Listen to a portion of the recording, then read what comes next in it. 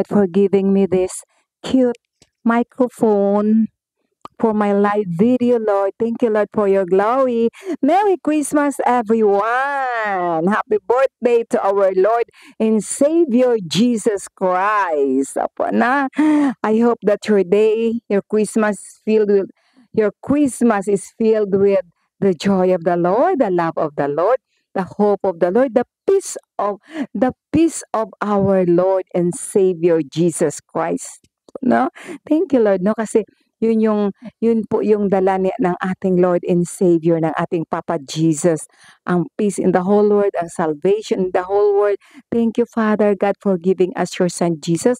But for us, we believe in Holy Trinity, one God, God the Father, God the Son, God the Holy Spirit, Holy Trinity, one God. Thank you, Lord, for giving me again the privilege, Lord, na gumawa ng video kasi po dahil sa iyong revelation na talagang sobrang natupad na po ang iyong ni-revealed sa akin, Father God. 2 months ago. Po, no? 2 months ago, ni-reveal ni Father God sa akin.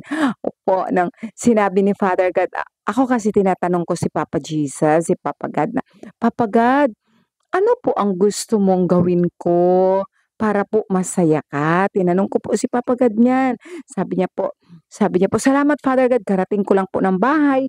Opo, tapos salamat po na ni-remind mo po ako. Thank you for the gift of your Holy Spirit who always guides and enlightens me. Opo, kaya ito na po ako. Hindi muna ako nagpalit ng damit. Opo, Papa God, gawa na po ako ng video for your greater honor and glory. Hindi po ako nag-live kasi ipaano ito ni Papa God, para sa YouTube channel, no, for the glory of God, all for the glory of God. Thank you po, Papa God, for always reminding me. Kasi kung ako lang po, hindi po ako marunong magsalita at hindi ko maalala. Kasi no, yung sobrang thank you ko po na, thank you Lord for the gift of life, na pinatanda mo po ako, Papa God, no? Pinatanda mo ako na dahil sa iyong biyaya, sa iyong pagmamahal, na binago mo na po ang iyong anak na si Sis Ella. Salamat, Lord. Victorious life with the Lord po. Opo, thank you, Father God. Opo, tapos yun pala, yung revelation ni Father God, para sa buhay nating Panginoon, na buhay po si Papa God, nangungusap siya sa akin, kaya masabi ko, I'm blessed. Papa God is everywhere, and especially, Papa God is in my heart. Opo, no? Naririnig ko ng bongga ang boses ni Papa God. Conversational, nakakausap ko siya. Opo. Okay lang po yung hindi maniwala, tulad ng sinabi ni Father God sa akin, blessed are those persecuted for God's sake, for theirs is the kingdom of God. Thank you, Lord. Po na ano po, yung sinabi ko kay Papa God, ano po ang gusto mong gawin ko para masaya ka po? Tapos sabi ka agad ni Papa God, anak, bumalik ka ng lector, anak. Mag-reader ka uli sa church. Oh, opo, Papa God, Opo, Papa God, sure. For your greater honor and glory po. At ako talagang binigyan ako ng courage ni Father God, katulad nito, pag mag-shoutout, na talagang be bold with Jesus. Opo, no, kasi kung ako lang, wala po ang banal na Espiritu Santo ni Papa God. Wala po akong alam. Without Father God, I am nothing. Without Papa Jesus, I can do anything. Oh, hallelujah, hallelujah. To God be the highest glory. Papa God, my good teacher, my everything, my life, my everything. Opo, our good God. Opo na.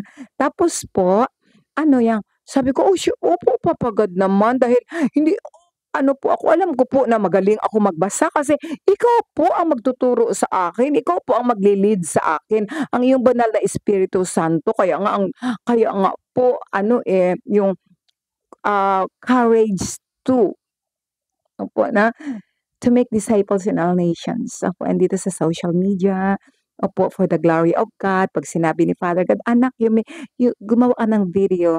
Opo, shout out ka para papuri kay Papa God. Opo, Papa God, your will be done. Po. Tapos po, nung nagsimba po ako, so, sinabihan ko yung head ng lector doon sa Holy Redeemer Church. Mas malayo po yun rito sa akin, sa City of Bangkok. Sinabihan ko po siya kasi kilala niya na ako kasi isa po ako sa mga reader doon before. Tapos nung nalipat ako sa province, pinadala ako doon ni Father God sa province. Masabi ko na si Father God nagpapadala sa akin kasi ang work ko po dito missionary po ako. Ginawa ako ni Papa God na missionary. Bahala na po kung hindi kayo maniwala. Basta tulad ng sinabi ni Papa God, what is important, my child, you and me. Opo, Papa God. Thank you, Lord. Thank you, Lord. Tapos po, sinabihan ko yung head ng lector doon. Sabi niya po, ang sagot niya, don't worry, Ella. Anytime there is merong available, kasi as of now, loaded po talaga, punong-puno. Puno ang ang iba nga hindi na nakakabasa kasi ang dami pong mga volunteer readers po, no. Sabi ko, no problem po, no problem." Pero sa mind ko po sabi ko, ala si Papa God kasi 'pag mag-reveal sa akin wala yang revelation na hindi totoo. Subok na subok ko po 'yan 'pag nag-reveal sa akin si Papa Jesus. Kaya wala lang din ako, hindi ako no question asked at all. Sino ba naman ako mag-question sa Panginoon ko, sa buhay kong Ama sa langit 'no, sa Panginoon natin 'no. Kaya wala lang. So, wala lang ako. Tapos nung Sunday, last Sunday, sabi ko, "Papa God, payag ka ba po na ano, meron po ba dito malapit na church dito near in my place po, dito sa tinitirhan ko?" Ni-remind ako ni Father God na, "Yung noon nga anak na hinanap mo, nakapunta ka na." Sabi ko, opo talaga, hinanap, ginugol ko. Tapos hindi ko yun siya alam ang name. Nakalimutan ko. Pero with Papa God, nothing is impossible. Kaya po sabi, "A Mother of God." So I Google it. Excited ako, hinanap ko. So nakita ko kaagad ang address. Sabi ko, "Papa God, kasi my will, I want to join the Holy Mass in Bangkok." Doon sa Holy Redeemer Church where I used to join the Holy Mass, opo, no? And then after, nagjo-join po ako ng gawain ng El Shaddai, opo, na. Tapos, pero sabi ko, "Papa God, your will be done po. Ikaw na po bahala sa akin kasi sanay na ako niyan. Subok na subok ko po 'yan. Ayoko ng will ko. Ang will ko po, my old life is not good. Palpak ang buong buhay ko. Walang nangyari na mabuti sa buhay ko. But since 2019, I surrender my life to God. I offer my life to God. I say, your will be done, Lord. I entrust my life to you. I don't like my will. I don't like my will because my will is puro palpak. It's not pleasing to you, Papa God. But now, I surrender to you my life. Dahil pagod na po ako sa problema. Gusto ko na po na maging totoong masaya sa iyo, Papa God. Gusto ko na po makamtan ang fullness of life na sinasabi mo na siksik, liglig at umaapaw na biyaya ng Diyos. Gusto ko na po yun, Father God. And ang sinabi mo po na, "Come to me who are heavily laden and I will give you rest." Opo, no? Kaya yun ang prayer ko kay Father God. Wow, Papa God, isang kisap mata lang ni Papa God kasi Papa God is our powerful God. With Papa God, nothing is impossible. Papa God, pour out to me His grace. Oh, hallelujah, hallelujah. Total conversion ginawa ni Papa God sa akin. Go and sin no more. Thank you, Father God. Since then, naging masaya ang buhay ko. Thank you, Lord. Nakalaya ako sa isang kasalanan na napakalaki. Kung sarili ko lang po talagang nakakahiya tong sabihin. But with Papa God, kay Papa God ako mahiya pag gumawa ako ng kasalanan, pag hindi ako nag-obey sa will ng Ama ko napakabuti, na ang buhay ko si Papa God, na nagbigay ng buhay ko, na wala akong magagawa pag wala ang Ama kong napakabuti, ang Panginoon kong buhay, ang Papa God kong buhay, my good God, the Father, the Son, the Holy Spirit, Holy Trinity, one God. Thank you, Lord. Thank you, Lord, for teaching me. Kaya po yun, naging masaya ang buhay ko until now.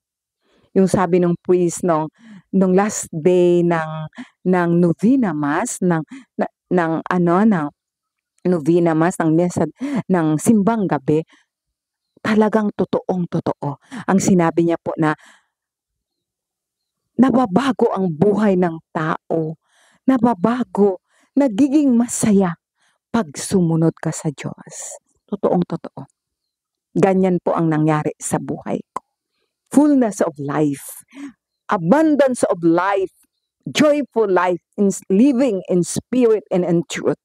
Hallelujah, hallelujah, to God be the highest glory. Thank you, Lord, na binago mo po ako. Opo, binago ako ni Papa God kasi ang sabi niya po, you give me an authority. You give me an authority to take full control of areas of your life. You give me the authority to take full control of areas of your life. Kaya nakakilos ako sa mabait kong anak na si Ella Alanis. Thank you, Lord. Salamat po, Lord. Ikaw naman po, Papa God, eh. Ikaw man, Papa God, sumunod lang po ako sa'yo kasi kung ako lang po. Pero sabi ni Papa God, lahat po tinatawag niya tayo. Depende po sa atin to choose kay Papa God o sa mundo. Salamat, Father God, talagang. Dahil sa pagod na ako sa problema ko since 1984. Since na pinakasal ako ng magulang ko, no, it's not gossip, it's not pleasing to God. It's the truth. Opo. But lahat po ng mga pagsubok na naranasan ko, I consider it as a blessing. Tulad ng sinabi ni Papa God sa akin na sa salita niya, 1 Thessalonians chapter 5, verse 16 to 18. Rejoice always, pray unceasingly, give thanks in all circumstances, for it is God's will for you and Christ Jesus. I consider it as a blessing because kung hindi po yun nangyari sa buhay ko, hindi ko hanapin si Papa God sa buhay ko. But along the way, ang dami-dami pa pong mga temptations. Ang dami-daming mga temptations. Ang dami-daming kasalanang nagawa. Adultery. Kasi sa atin po, if we believe truly that we are a Catholic, I was born Catholic, then I need to obey the Holy Catholic Church. Thank you, Lord, for reminding me. No? Kaya salamat po, Lord, kahit na ganyan po ang nangyari.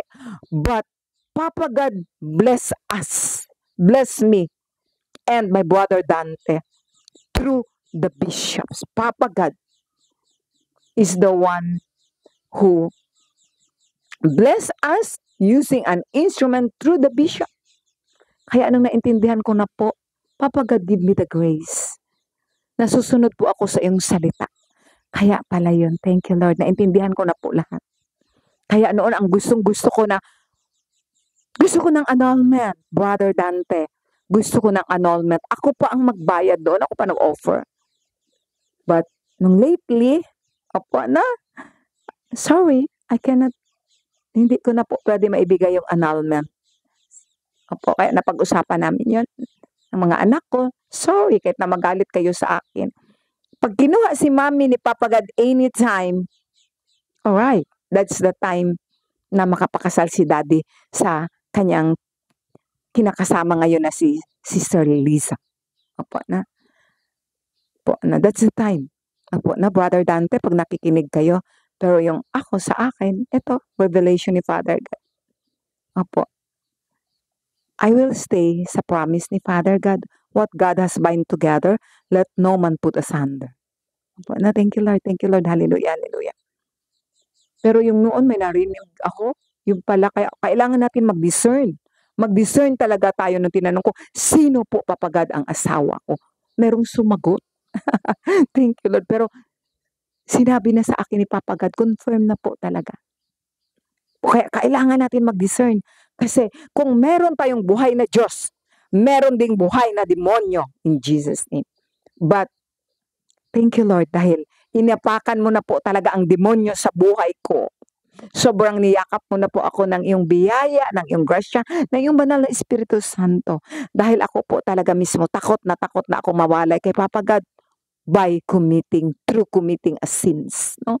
Yun lang yun, isa lang ang kinatatakutan ko sa buhay ko. Kay Papa God, isa lang ang mawalay ako sa Kanya through committing a sins. I drive away the Holy Spirit of God if I commit sins to my Papa God. I don't like to drive away the Holy Spirit of God because by the power of the Holy Spirit of God, I experience power of God in my life. Power, freedom against sickness, freedom against any diseases, freedom against sins. Oh, hallelujah, hallelujah. Thank you, Lord. Thank you, Lord. Hallelujah, hallelujah. Thank you, Lord. Pinalaya mo ako papagad sa lahat. Thank you, Lord. Wow. Thank you, Father God. The most greatest gift na binigay mo sa akin. Opo. Simula noon pa since ako pinanganak. Opo. Alam na alam ko yun, the most greatest gift na binigay ni Papa God sa akin. Love, peace, joy, hope. Ganun kabuti si Papa God. Yan po ang true meaning ng Christmas, Advent. It's not about material things. It's not about gifts. It's not about regalo. It's not about giving money. It's not about, but it's so good if we can share. Can share, yeah? Like what Papa God did to me. He is using me as an instrument to my brothers and sisters here na kung ako lang, I cannot do good things. Hindi ako makakagawa. Only Papa God alone is good. Only Papa God alone is good. Siya lang ang mabuti. Kaya lang po ako nakakagawa ng mabuti. Nakakashare sa mga kapatid kong nangangailangan ng tulong, lalo na sa mga beggar. Pag kumilos si Papa God sa buhay ko, pag prompting ng Holy Spirit of God, pag leading ng Holy Spirit of God, that's the time I can share. That's the time I can share. I can give. I can share. Opo. But without the Holy Spirit of God who will guide me, never ako makagawa ng mabuti. Kaya mga kapatid, yun po ang challenge sa atin na yung pag may nagawa tayong kabutihan, huwag po nating akuin, nagbigay ako sa iyo. Binigyan kita. Ganyan. Wala kang utang na loob. Oh my God, for God's sake. Wow, salamat Lord. Tinuruan mo po ako niyan. Ganun na. Salamat Lord. Lahat po Lord galing sa iyo. Lahat ng kabutihan.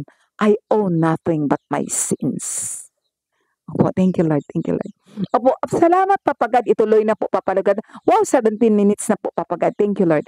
Na yung amazing grace ni Papa God na nangyari kagabi, na sabi ko naiyak talaga ako nung isang gabi. Sabi ko, grabe ka talaga Papa God. Pero I never question Papa God nung matagal niya na ni-reveal sa akin, at 2 months ago niya ni-reveal sa akin na gusto niya bumalik ako na lector. Hindi ko siya question bakit hindi kaagad nangyari. But Papa God knows what is best for me. Na gusto pala talaga ni Papa God yung dito ako malapit dito sa bahay ko. If I take a motorbike, it will only takes me 10 minutes, 10 minutes. Opo, 10 minutes para makarating na po kaagad ako sa church ng Mother of God. Mother of God, opo ang church. Opo. Yung kagabi po, isa po ako sa reader doon, 3 po kami. Ano po, salamat sa mga kapatiran ko na na-meet ko. Sobrang na-feel ko ang Holy Spirit ni Father God. Salamat Lord sa iyong banal na Espiritu Santo. Opo. Na, kasi may gift of discernment tayo, pero although may gift of discernment po ang bawat isa sa atin, salamat Lord na binigyan mo kami ng gift of discernment. Pero Lord, lahat po para sa iyo. Nakakatakot po humusga.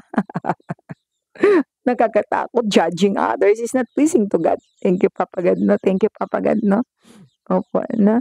Pero, malaman ko pag makita ko pa lang ang mukha, makita ko ang mata, lalo na pag makausap ko, alam na alam ko po, if Papa God is in control in His life, sa buhay niya. Salamat, Father God, sa gift, sa biyaya na yan, no?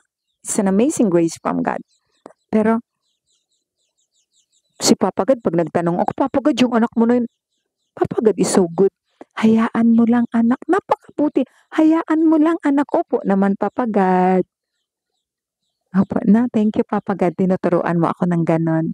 Kaya masayang buhay. Napakasayang buhay. Opo, yun pala. Nung last Sunday na nagsimba po ako, nagulat ako. Yun na yung plan ni Father God. Opo, before pa mag-start ang Mass, Kasi ako tinuruan ako ni Papa God na 'pag nasa loob na talaga ng church, ayoko na po talaga magsalita. Kahit na simula noon pa, lalong-lalo na ngayon na Papa God is in control. At pinasuot ako ni Papa God ng veil, ng belo. Kung ako lang, I don't like it. Gusto ko, kung ako lang, may will, ayoko. Di ba gusto natin yung makita ang cute ko na ribbon? Si Lola na may magandang ribbon. Thank you, Father God. Pero I obey, Papa God. Salamat, Papa God, sa grasya na binigay mo sa akin. Na pag hindi ako mag-veil, hindi ako mapakali, hindi ako masaya. Thank you, Lord, for your Holy Spirit who always guide me and Mama Mary. Salamat masyado, Papa God. Tapos yun po, yung nagulat ako na may naka-recognize sa akin. Tapos sabi ko na gano'n na lang kaagad ako. Pero saglit lang, hindi pa man nag-start ang mass. Sabi ko, "I'm sorry sis, I'm sorry po hindi kita na-recognize." Sabi, "Mamaya na lang po pagka baka mag-mass na tapos na ganyan ako." So, hindi na kami nag-usap, magkatabi kami. Thank you Lord na kasi ayoko nga talaga mag-usap. Importante masyado sa akin. Yang inaatinan ko diyan ang nagmamay-ari ng buhay ko, the King of my life, the King of the entire universe, my Papa God, my good God, my life. Hallelujah. My love forever. Thank you, Father God, for loving me, for loving us. I love you to Father God above all things. Alam mo po yan. Opo. Tapos, nung after na po, natapos na ang misa, to make the story short, sa usap kami. Tapos sabi ko, first time ko dito nagsimba today, ngayon na Sunday. Kasi, basta maniwala ka sa hindi sa akin. Nakakausap ko si Papa God. Pasensya lang po kung gano'n ako magsalita. Sana hindi ka magkakasala. Hindi mo ako i-judge. Kasi ang anak ng Diyos hindi sinungaling. Kasi ang father of lies ang sinungaling. Ang demonyo po. Holy Spirit is not sinungaling. Truth po yan ang Holy Spirit. Thank you, Papa God. Tapos yun na-mention ko sa kanya na, kasi sinabi sa akin ni Papa God nung na magbalik daw ako ng lector. Gusto mo mag-lector? Si Papa God, para po sa kapurihan ni Papa God, sinabi niya sa akin, kasi tinatanong ko kasi yan siya kung, ano po, Papa God, ang gusto mong gawin ko? So sabihin niya ni Papa God, para po masaya ang Papa God ko sa akin. Kasi sobrang saya ko po sa iyo, Papa God. Para ikaw naman po, maging masaya ka sa akin. Kaaya-aya po ako sa iyo. Pleasing po ako sa iyo, Papa God. Isa sa sinasabi sa akin ni Papa God, huwag kang padadala sa gawain ng mundo. Opo, Papa God, with your grace.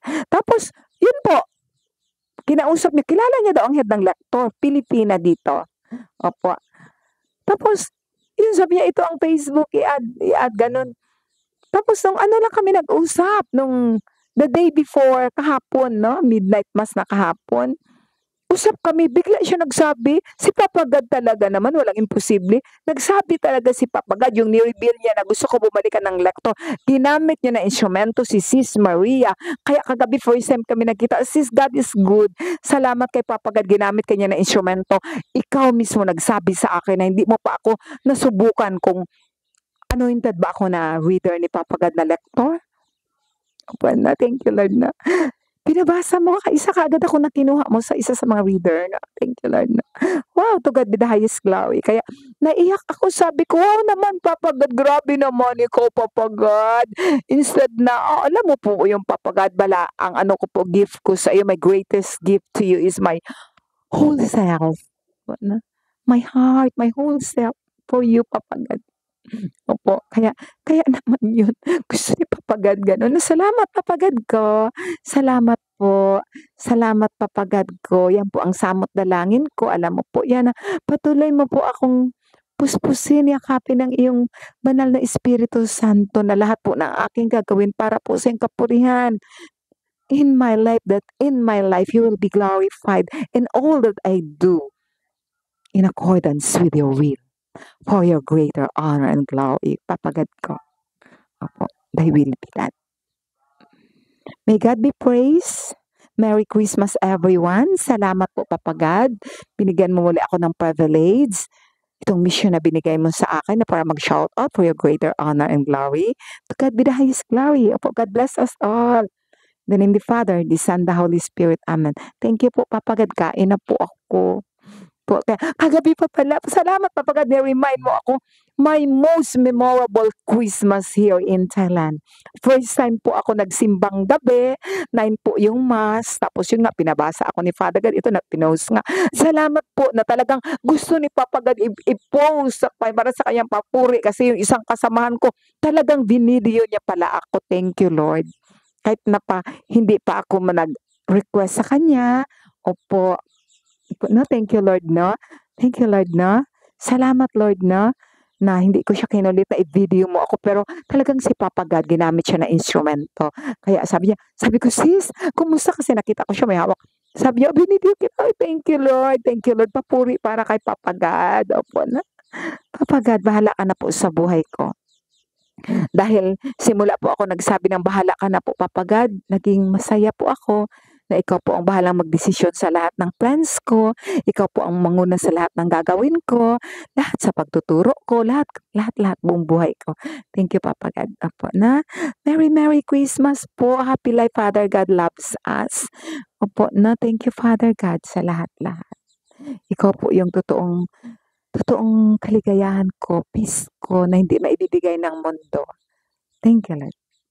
Then in the Father, the Son, the Holy Spirit. Amen. God bless us all. Thank you, Father God. Hallelujah.